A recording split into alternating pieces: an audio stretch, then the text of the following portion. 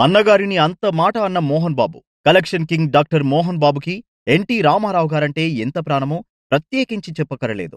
ఎన్టీఆర్ నటన, dialogue delivery చూసి తెలుగు భాష మీద, మాడ్యులేషన్ మీద అంత పట్టు సంపాదించారని మోహన్ బాబు పలు సందర్భాల్లో చెప్పారు. ఎన్టీఆర్ తన గురువు, దైవంగా భావిస్తూ ఉంటారు.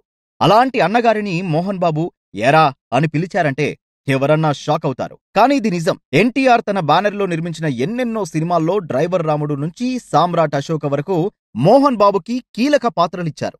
అందులో అగ్గిరవ్వ అనే సినిమా ఒకటి.